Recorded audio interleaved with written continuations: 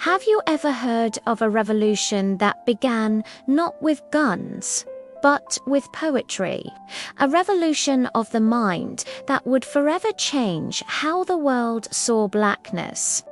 In the heart of 1930s Paris, a city that prided itself on liberty, three brilliant young men from the French colonies were about to start one. They were Aimé Césaire from Martinique, Léopold Sédar Senghor from Senegal, and Léon-Gontran Damas from French Guyana. They were students, poets and dreamers, united by a shared experience of racism and colonial alienation. They felt like strangers in a foreign land, their own cultures and identities dismissed and devalued by the French colonial system. In the vibrant intellectual circles of Paris, surrounded by surrealism and existentialism, they didn't just find new ideas, they found each other. They would meet in cafes, student dorms, and salons, discussing, debating, and dissecting the very essence of what it meant to be black in a white world. It was in these conversations, fueled by passion and pain, that a new word, a new concept, was born: Négritude. It wasn't just a term, it was a declaration, a reclaiming of black history, culture, and soul. This is the story of how three poets used words to awaken a continent and inspire a global movement for black pride and liberation. At the fiery heart of the Négritude movement was Aimé Césaire. His poetry wasn't just beautiful, it was a weapon. In 1939, he unleashed his masterpiece, Notebook of a Return to the Native Land. This was no ordinary poem. It was an explosion of rage, pride, and surrealist imagery that ripped through the polite facade of colonial France. Césaire rejected the idea of assimilation, the pressure to become a black Frenchman. Instead, he dug deep into the soil of his Martinican roots and embraced everything the colonizers had taught him to be ashamed of. He wrote lines that sizzled with defiance, like, "My negritude is not a stone, its deafness hurled against the clamor of the day. It plunges into the red flesh of the soil." For Césaire, poetry was rebellion. He used the French language, the colonizers' own tool, and twisted it, reshaped it, and filled it with the rhythm and spirit of Africa and the Caribbean. His work was a call to arms for the mind. It told his fellow colonized people, stop trying to be them. Embrace who you are. Your history didn't start with slavery. It is ancient, rich, and powerful. Césaire's words were a literary earthquake, sending tremors of black consciousness across the Atlantic and showing that the most powerful act of resistance could begin with a single, powerful verse. While Césaire was the fire, Léopold Sédar Senghor was the philosopher. He gave Négritude its intellectual backbone. Senghor wasn't just a poet. He was a thinker who meticulously crafted a philosophy of African humanism. He argued against the Western view that reason was the only path to knowledge. Senghor celebrated what he called African emotion and intuition.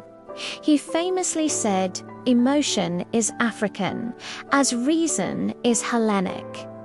This wasn't to say Africans couldn't be rational, but that their way of knowing the world was holistic, deeply connected to rhythm, nature, and community. He believed that African culture had a unique and vital contribution to make to universal civilization. He wasn't just rejecting colonialism, he was proposing a new world where African values stood shoulder to shoulder with European ones, creating a richer, more complete civilization of the universal.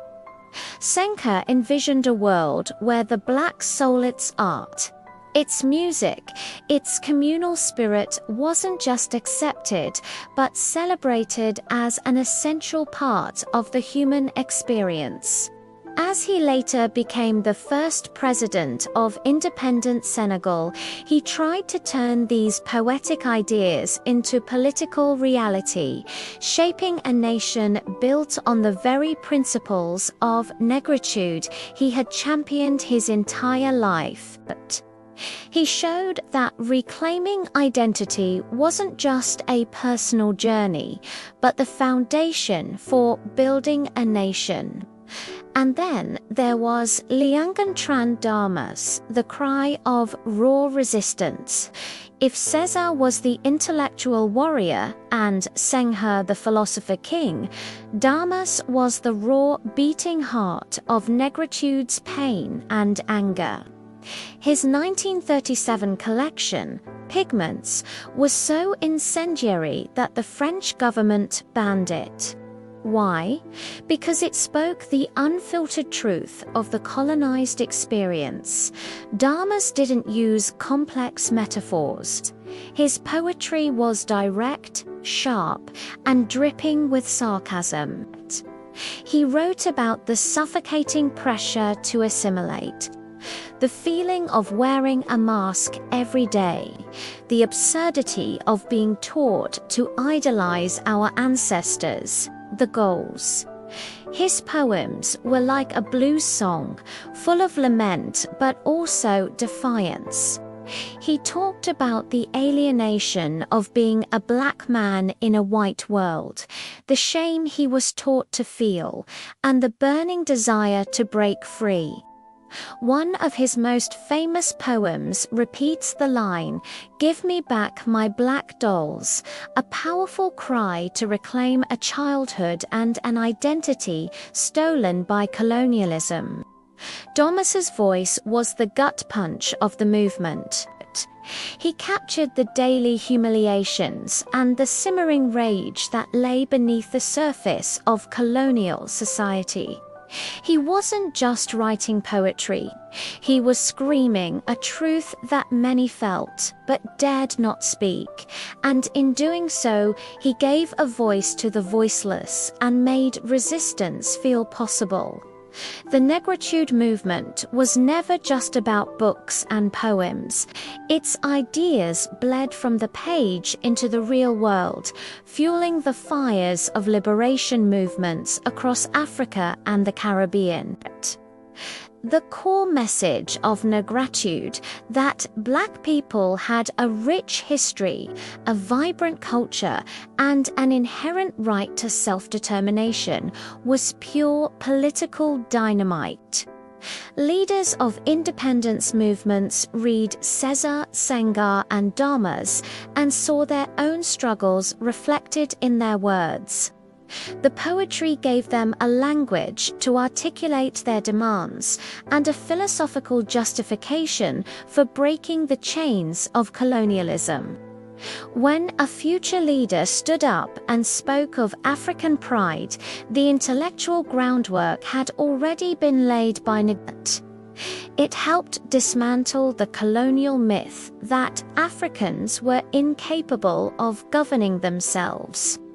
The movement provided a psychological decolonization that had to happen before political decolonization could succeed.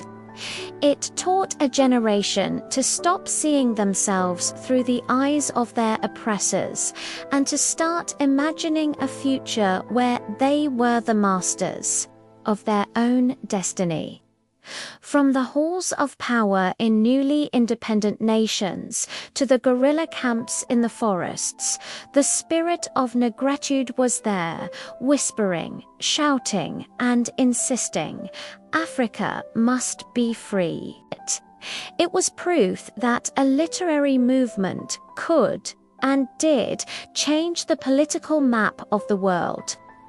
The influence of Négritude spread like wildfire, igniting minds far beyond the borders of the French-speaking world.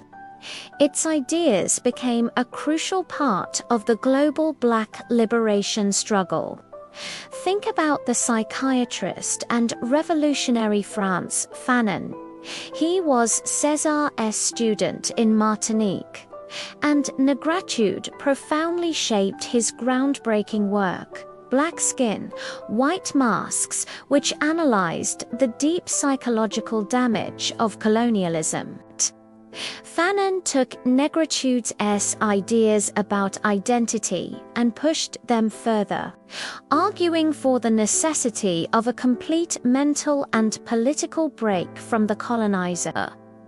In the United States, the echoes of Négritude could be heard in the speeches of Malcolm X and the rise of the Black Power movement. When Malcolm X declared, "We are Black and we are proud," it was a sentiment that resonated deeply with the core tenets of Négritude. The Black is Beautiful slogan, which became a rallying cry in the 1960s, is a direct descendant of Négritude's celebration of Blackness. The movement also revitalized the Pan-Africanist dream, the idea of a unified and strong Africa, by providing a shared cultural and intellectual identity. Négritude helped bridge the gaps between Africans on the continent and the diaspora, creating a sense of a global Black community united in its struggle for dignity and freedom. It was a transatlantic conversation, a feedback loop of Black consciousness that empowered and inspired generations. So, what is the legacy of Négritude today? Does a movement born in 1930s Paris still matter in our hyper-connected 21st century world? Absolutely. Every time you hear the phrase "Black is beautiful," you are hearing the echo of Négritude. Every time an artist, a writer, or a musician from the African diaspora explores their heritage with pride, they are walking a path cleared by Sédar Senghor and Damas. The movement's core ideas are woven into the fabric of modern Black consciousness. Today, the fight for representation in media, the call to decolonize education curriculums, and the global Black Lives Matter movement are all, in their own way, continuing the work that Négritude started. They are all demanding that Black lives, Black stories, and Black culture be seen, valued, and respected. Of course, Négritude has its critics. Some have argued that it presented an overly romanticized or essentialist view of Africa, but its historical importance is undeniable. It was a crucial, necessary step in the global journey of Black self-discovery and liberation. It gave a generation the intellectual tools and the spiritual courage to say no to colonial lies and yes to their own beautiful, complex, and powerful identity. Ultimately, the story of Négritude is about moving beyond words to reclaim an entire identity. It was more than just poetry. It was a blueprint for cultural resurrection. Before Négritude, the history of Africa was often told by its colonizers a story of a dark continent, waiting to be civilized. The Négritude poets flipped the script. They celebrated ancient African empires like Ghana and Mali. They embraced traditional African art, music, and philosophy not as primitive artifacts, but as sophisticated forms of human expression. This reclaiming of history and culture is a process that continues today. When a museum returns stolen artifacts to Nigeria, when a young designer incorporates traditional kente patterns into modern fashion, or when a filmmaker tells the story of an African queen, they are continuing the legacy of Négritude. They are affirming that African identity is not a relic of the past, but a living, breathing, and evolving force in the modern world. The movement taught us that true liberation isn't just about political freedom. It's about cultural freedom. It's about the right to tell your own story, to define your own beauty, and to connect with a heritage that is deep, powerful, and eternal. Thank you so much for joining us on this journey into the heart of the Négritude movement. It's a powerful reminder that words can indeed change the world. If you found this story inspiring, please give this video a like and subscribe to our channel for more deep dives into the history that shaped our world. We'd love to hear your thoughts in the comments below. Until next time, stay curious.